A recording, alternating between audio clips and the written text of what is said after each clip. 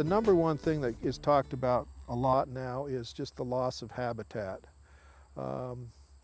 And it's sort of the combination of lost nesting sites for the native pollinators, which has reduced their numbers.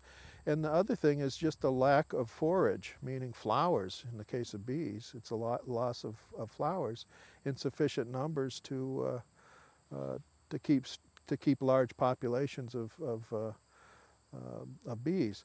Now, where we are in western Massachusetts, we still have a lot of native species, and they're in good shape.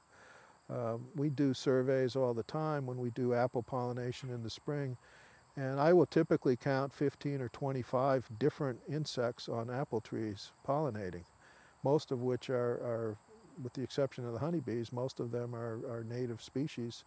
And coming off a mild winter like we just did, the trees had plenty of native species. Now, you go to the cranberry growers in the eastern part of the state, and they're struggling with having enough pollination of the cranberries. The lack of forage out west, there was actually discussion at the Eastern Apicultural Society meeting last week, where some of the commercial beekeepers were talking about the need. There'll eventually come a time when beekeepers will have to rent space to put their bees in prime locations because there's so little of it left.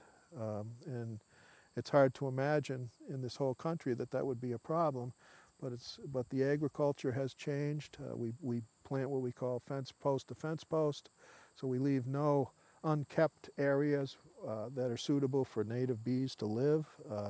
We use lots of herbicides to get rid of weeds in crops, so there's no weed plants to feed these bees. And that's not just a U.S. problem, that's something that we're seeing throughout the world. As our populations increase, we have sort of manicured the planet and kind of put things in our own image as we would like it, and that's taking away weeds and all these natural plants that actually have a purpose of feeding wildlife. So the habitat and forage is the first thing. Western Mass, we have black bears. Black bears are a huge problem out here. Everybody has to put up electric fences to keep them out. The other things that we have are mites, Varroa mites, which are a parasitic mite. Probably the number one pest that bees have, and that's also a world problem. But we've identified bees that actually have heritable traits that they will remove the mites from each other, and they will remove mites that are in the brood that's not yet matured or hatched out. And so that is something that as we raise bees, we select for that behavior, and that's improved that situation tremendously and continues to work through that. So the final thing I would say, when we talk about things like colony collapse disorder, and the reason there has been no specific disease identified is that most of us have come to the conclusion that this is a reflection of multiple stressors in the environment coming together at the same time. And although bees are really pretty resilient and through history have overcome and adapted, when you throw dozens of things at them all at once, they can't sort of adapt to one thing and move on to the next. It's all coming at them at the same time. It lowers their immune systems and their ability to sort of stay healthy. And so you see the hives sort of dwindle and die off and get all these other problems.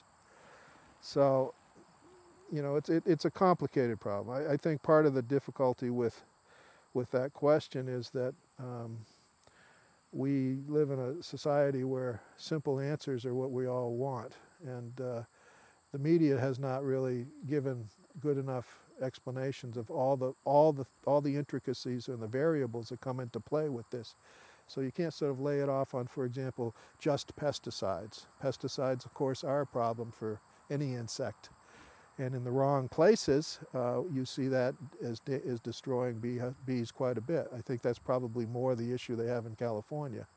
Around here, I don't see it as a big issue.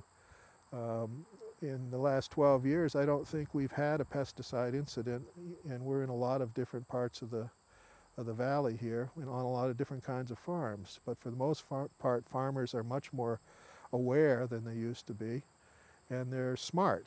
and they understand the importance of warning me if they're going to spray something that might harm the bees. And so the relationship we've developed is part of our minimizing risk of these things.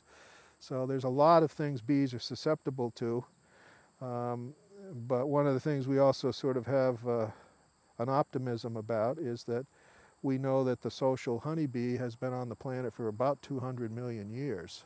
So this is an old game that these bees have played over the years, and they've survived all kinds of natural disasters and things in the past and kept coming back. So they're actually a very resourceful species given their opportunity. This excerpt is brought to you by the Massachusetts School of Law, the leader of reform in legal education and a leader in multimedia education for the public. To view the full interview and for a full listing of MSL's programs, log on to mslaw.edu.